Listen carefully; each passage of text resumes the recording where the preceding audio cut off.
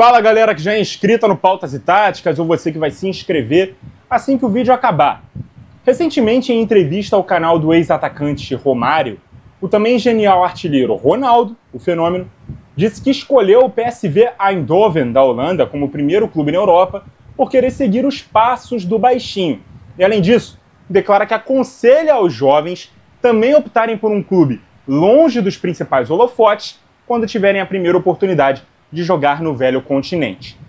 Estamos diante de dois exemplares muito claros do que o Ronaldo quer dizer. O Endrick, que está na reserva do Real Madrid, com pouquíssimos minutos em campo, com isso perde até algumas convocações da seleção brasileira, e o Vitor Roque, que teve pouquíssimas oportunidades no Barcelona, foi emprestado ao Betis e agora já voltou para o Brasil, vendido ao Palmeiras, vai jogar a temporada 2025 no Verdão. Afinal, existe uma rota ideal para jovens jogadores brasileiros seguirem seu caminho no futebol europeu? Essa é a pauta do nosso vídeo de hoje.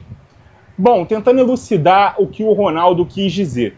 Claro que para todo jovem, especialmente as atuais gerações, que cresceram vendo esses grandes clubes da elite jogarem, que escolhiam esses times para jogar no videogame, e que consomem muito do futebol europeu, a ponto de se declararem até torcedores desses clubes, é muito sedutor. Tem um Real Madrid, um Barcelona, batendo na sua porta interessado pelo seu futebol.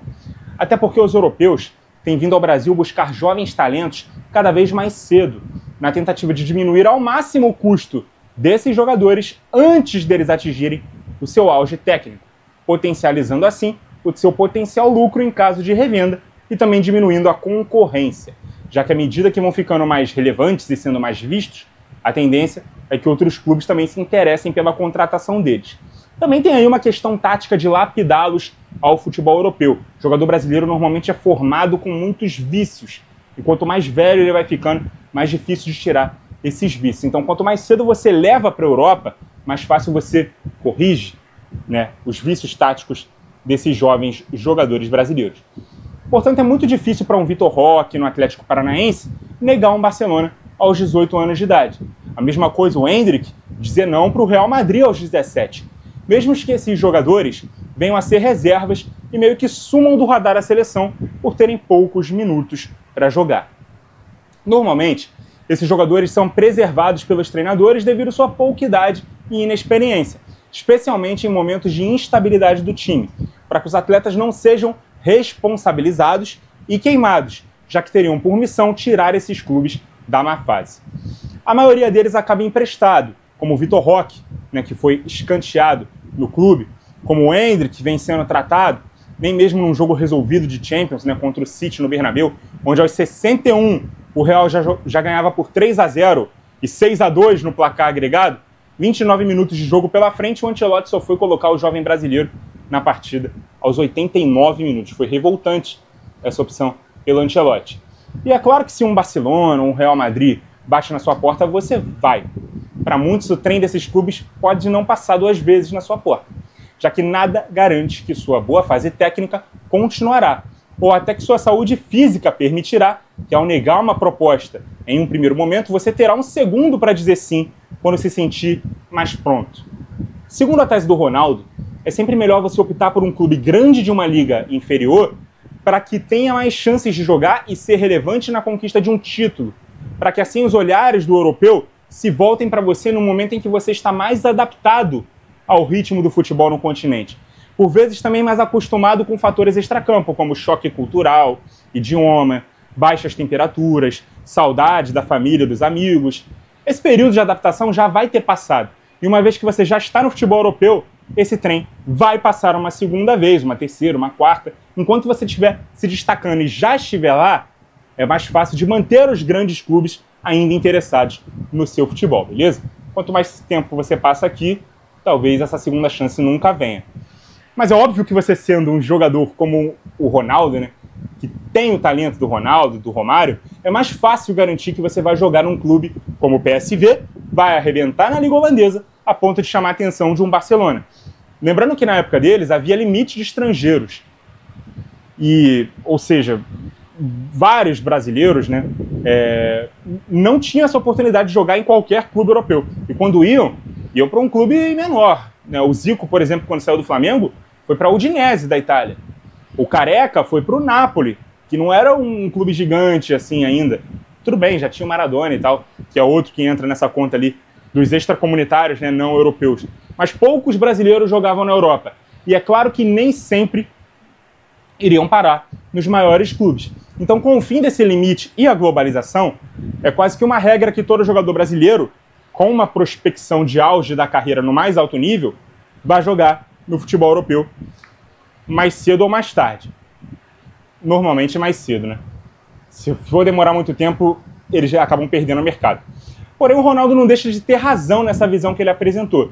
Pois se você chega cedo a um clube gigante, que provavelmente tem titulares estelares e consolidados em suas seleções, é bem mais difícil ter algum espaço. E aí há de se pesar se vale a pena trocar minutos em campo e oportunidade de aparecer para uma seleção brasileira pelo status de ser contratado de um dos maiores clubes do mundo, ainda que mal jogando de fato. Porque, vamos ser bem realistas aqui, gente. Vocês acham que algum dia o Endrick vai ser titular do Real Madrid? Hoje o titular do Real Madrid é o Mbappé. Nessa posição, né? Que nem é um centroavante. O próprio Endrick também não, é mais um segundo atacante. Mas num trio de ataque ambos ali jogam mais enfiados. Vocês acham que o Mbappé ele vai dar essa brecha para o Endrick tão cedo? Ou que ele vai sair do Real Madrid e o Real Madrid vai confiar no Endrick para ser titular e não trazer um outro 9 de muita qualidade para o lugar do Mbappé? Eu acho pouquíssimo provável, tá? E aí, quando esses jogadores são emprestados para outros clubes europeus, depois de uma primeira temporada de adaptação, o clube sinaliza que pretende contar novamente com esse jogador. Porém, o empréstimo pode não dar tão certo, e aí pode acontecer situações como a do Vitor Roque, que não agradou no Betis, e aí está voltando para o futebol brasileiro. Ele foi para o Barcelona, um clube gigante, realizar um sonho muito cedo ainda na carreira, teve poucas oportunidades, trocou-se o técnico por lá, o novo técnico não gostou do que viu na pré-temporada, decidiu emprestar para um clube da mesma liga com ambições menores. Nesse clube ele não conseguiu ser titular absoluto, já está voltando para o Brasil vendido, não emprestado. Beleza? Então, e aí quando o cara vai jovem, volta jovem, é bem mais difícil ele recuperar espaço na elite. É mais difícil que alguém te queira em algum outro grande clube de uma das maiores ligas. Isso aí aconteceu com vários jogadores, né? O Pedro, que foi para a Fiorentina, bateu, voltou, já está há anos aí de volta ao futebol brasileiro no Flamengo e é tratado como o nosso melhor 9, né, dessa geração atual. Enquanto que se você vai jovem para um clube grande de liga menor e se destaca, os clubes não vão perder o interesse no seu futebol. Se você ficar um pouco mais velho dentro do futebol europeu, os olhares em cima do que você faz, dentro do contexto em que você está inserido, te credenciará como jogador apto para servir um clube da elite, beleza? O exemplo mais clássico disso é o Gabigol, né? Ele foi vendido do Santos à Inter de Milão aos 20 anos de idade, em 2016, jogou 10 partidas e marcou 1 gol. Na temporada seguinte ele foi emprestado ao Benfica, jogou 5 partidas em 6 meses, também só foi às redes uma vez.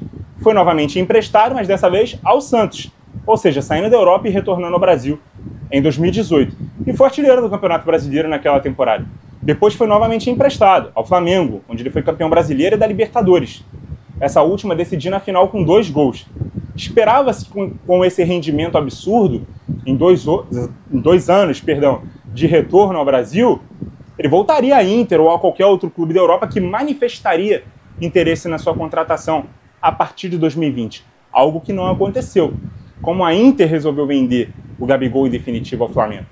O resto é história, né? A gente sabe o que aconteceu, tudo que ele se tornou com a camisa rubro-negra, mas ao fracassar em 2 gigantes europeus e retornar ao Brasil ainda com 22 anos, em quase 24 ele acabou ficando sem espaço nos clubes de lá. Ou seja, o trem não passou uma segunda vez, porém ele tomou a decisão certa, que foi fazer a sua carreira no Brasil, tornando-se um dos maiores ídolos de um dos maiores clubes, né, do país, né, da maior torcida do futebol brasileiro. Um caso diferente é o do Luiz Henrique, revelação do Fluminense, que foi jogar no Betis aos 21 anos. Ele não escolheu um clube gigante para começar sua trajetória na Europa, mas sua passagem por lá foi razoável, né? Foram 64 jogos, 4 gols e 10 assistências. Apenas 11 jogos como titular em uma temporada e meia de clube. foi quando chegaram os interesses do clube que o revelou, o Fluminense, e dos rivais Flamengo e Botafogo. Desses, apenas o último poderia garantir ao Luiz Henrique que ele poderia, aos 23 anos de idade, né, continuar com os olhares europeus em cima dele, né? Já que o clube ele faz parte de uma holding, juntamente com o Lyon da França, então ele tinha ali vinculado ao seu contrato, condicionou o contrato do Luiz Henrique a preferência do jogador em poder solicitar sua transferência nas janelas seguintes. O projeto agradou ao Luiz Henrique, que chegou ao Botafogo em janeiro de 2024, poderia, caso quisesse, se despedir do clube rumo ao Lyon dentro de 6 meses, mas como ele conseguiu um grande protagonismo por aqui, ele decidiu permanecer até o final do ano, teve a oportunidade de disputar e vencer títulos importantes, né? Sagrou-se campeão aí da Libertadores e do Campeonato Brasileiro. Em ambos os torneios ele foi escolhido o melhor jogador, foi também eleito o Rei da América, apareceu em 2 convocações da seleção com direito a 2 gols marcados e prestes a fazer 24 anos, né, um ano mais velho do que o Gabigol em 2019, ele tinha a opção de seguir fazendo história pelo Botafogo, consolidar sua carreira aqui no Brasil, continuando no radar da seleção e jogando grandes campeonatos, até porque o Lyon se passa por problemas financeiros, já tinha estourado ali o limite de extracomunitários no elenco, ou seja, não havia mais vagas para não europeus, depois que inclusive o seu companheiro de Botafogo, né, o Thiago Almada, fez valer o acordo previsto em contrato, que o levaria ao clube francês na janela seguinte ao que ele foi trazido. Mas o Luiz optou por aceitar a proposta do Zenit, da Rússia, jogando em um país que está envolvido em uma guerra e, por conta disso, fora da disputa da Champions, jogando um campeonato com 0 apelo internacional, se afastando completamente de uma eventual sequência na seleção e que dificilmente com a idade que ele tem hoje, jogando no clube que ele está hoje, numa liga que ele está hoje, ele vai chamar a atenção de algum outro clube maior da Europa. Então, ele tomou a decisão de carreira dele de construir praticamente a carreira europeia dele num clube longe dos principais holofotes, beleza? Ele poderia ter feito o mesmo caminho do Gabigol e ter feito a sua carreira aqui no futebol brasileiro. É bem diferente daqueles que optam por jogar, por exemplo, num clube médio ou pequeno da Premier League, e são muitas vezes criticados por isso. Eu já dei aqui a minha opinião de que entre jogar num clube médio da Premier League e não disputar títulos e jogar num gigante do Brasil com chance de ser campeão ídolo, eu ficaria no Brasil. Mas pensando em projeção internacional, carreira na seleção, pular para um outro clube grande na Europa, o movimento que vários jogadores fazem indo para os Wolverhamptons, para os Nottingham Forest da vida, é 100% legítimo. Só que tem uma coisa, a concorrência para jogar de titular nesses clubes é maior, até por cultura. Muitos deles não costumam ter 11 jogadores bem definidos. Rodam mais o elenco, uns jogam mais e outros menos. Muitos jogadores selecionáveis de várias nacionalidades são contratados, portanto é mais difícil ter um espaço mais concreto, né, em um clube como esse, que no fim das contas vai frequentar ali o meio de tabela numa liga mais forte e difícil. Mas ao se destacar, um clube maior da própria liga ou de outra pode pinçar você com mais facilidade, estando num clube como esse, ainda que mais velho, do que jogando num mercado alternativo ou até mesmo no mercado brasileiro, beleza? Agora, quando você começa no clube gigante, dá errado, tem que ser emprestado para um menor, a tendência inclusive é de que você perca definitivamente o espaço no clube gigante, seja vendido em definitivo e tenha que consolidar a sua carreira nesse clube que inicialmente não era o seu sonho lá atrás, quando você decidiu aceitar a proposta do gigante tão cedo na carreira. O Reinier, ex-Flamengo, foi contratado pelo Real Madrid com 17 anos, praticamente nunca jogou por lá. Foi emprestado para o Borussia, para o Girona, para o Frosinone, e agora está no Granada. Ele já está com 23 anos e provavelmente nunca vai defender o time principal do Real Madrid.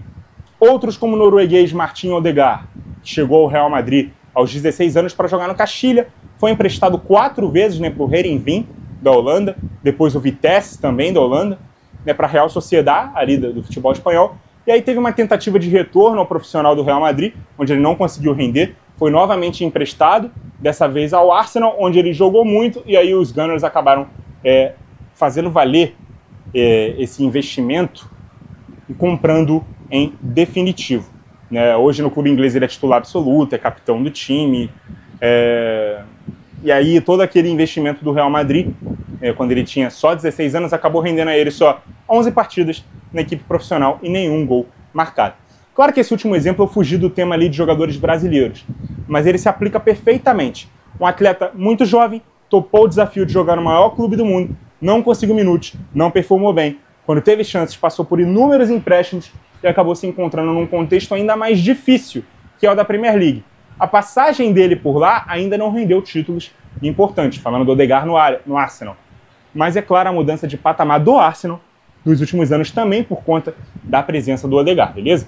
Minha questão quando eu falo sobre a minha preferência de permanecer no Brasil é a seguinte: se me perguntarem se eu gostaria de ter a carreira do Richarlison ou do Gabigol, eu responderia do Gabigol. O Richarlison jogou em 3 clubes ingleses como titular. Foi 9 da seleção em Copa do Mundo. E é um jogador totalmente esquecível para todas as torcidas aí que ele já representou, com todo respeito aí ao jogador. Já o Gabigol, ele não deu certo na Europa e nem na seleção, acho que já dá para dizer isso. É uma das maiores revelações do clube por onde ele começou e um dos maiores clubes que ele viveu o seu auge, ainda que tenha sido no Brasil. Os santistas um pouco menos, mas certamente ele marcou uma era no Santos, e os flamenguistas, sem sombra de dúvida, jamais vão esquecer o Gabigol. Então eu escolheria esse rumo de carreira para mim, beleza? Então, galera, para arrematar, eu acho que tudo tem a ver com o jogador reconhecer o próprio nível que ele tem. Se ele tem medo de que uma nova proposta de um clube grande pode chegar em um outro momento, e ele tem que aproveitar a primeira oportunidade que vier, é porque provavelmente ele não confia no próprio taco. O Neymar, em 2006, com 14 anos de idade, treinou por 10 dias no Real Madrid e negou um convite para continuar jogando na base de lá. Tudo bem, era uma criança, deu mais importância a estar perto dos amigos, da família. Em 2010, quando ele já começava a assombrar no futebol profissional, aos 18 anos ele negou uma proposta do Chelsea. Só em 2013, com 21 anos, ele decidiu sair do Brasil e poderia escolher se aceitaria a proposta do Barcelona ou do Real Madrid. Acabou escolhendo a do clube catalão. Claro que tem exemplos aqui que deram super certo, de jogadores que saíram daqui muito jovens, direto para um clube gigante. Marcelo, Casemiro, Vini Júnior, Rodrigo. Dos 4 aqui, o Casemiro foi o único que passou por um empréstimo e voltou e teve seu momento de explodir no futebol europeu. Os outros foram direto, jogaram no Castilha, no time profissional e fizeram carreira por lá. Provavelmente, se tivesse permanecido aqui por mais tempo, esses caras ainda assim receberiam novas investidas desses clubes gigantes. Eu não julgo quem decide aceitar, porque, repetindo, deve ser muito sedutor você saber que um dos maiores clubes do mundo quer contar com o seu futebol. E também deve bater um medo de se lesionar a médio prazo e ter perdido a oportunidade de realizar o sonho de jogar em um desses clubes. Ver esses clubes perder o interesse em você. Mas convenhamos que as chances estão muito mais contra do que a favor quando o assunto é ter sequência como titular em um desses clubes quando se é tão jovem.